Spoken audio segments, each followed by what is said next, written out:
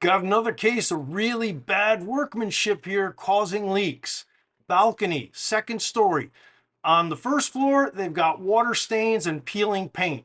This top part looks pretty good, but the sides and the bottom, especially the way the threshold was installed, are an absolute mess. So we're going to tear it all out and fix it. And I'm going to show you what caused this problem.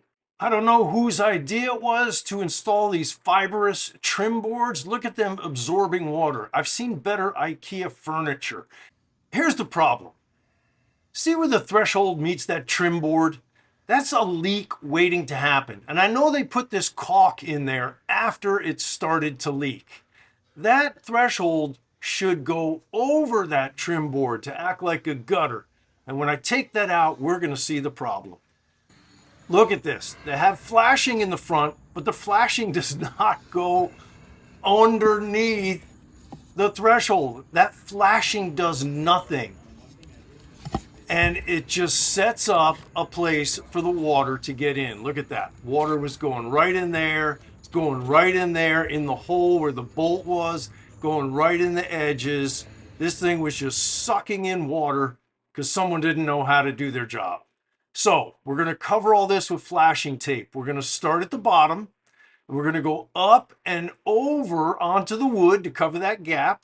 And then we're going to start back on the wood and go back over it again so it creates like shingling. Now we're going to install a tilted sill pan. This is the way you should do this in new construction.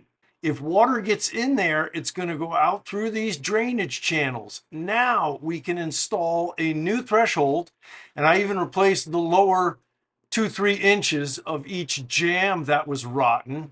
Now notice how the edge of my threshold extends over the edge of the structure, kind of like the edge of your roof extends over the side of your house. So forget about codes and rules at this point. Let's just think logically. Imagine water were to get underneath this threshold. Where would it go? It would go right into this pan. It's a pan. It's completely sealed and it's tilted. See those grooves? Those are drainage channels. And then it would hit this flashing tape and run right down against the old flashing onto the deck. In roofing and water prevention, this is a very simple concept called shingling. You build things so that water runs away from the structure, not towards it.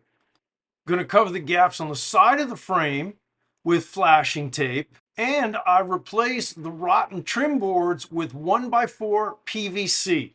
Those things will not rot. With the new raised threshold, I was able to cut off the inch of rot at the bottom of each door and install a door bottom to prevent those doors from rotting. Got them all fitted with the new threshold and the new weather stripping, new holes, and the holes do not go all the way through the threshold so it will not leak. Put another PVC trim piece on the bottom below the pan so that the pan can drain if it needs to. That was all caulked. The old flashing was caulked. Everything has now been applied properly, caulked and sealed. I do it this way not because I understand codes and rules, but because I understand common sense and I like to build things properly.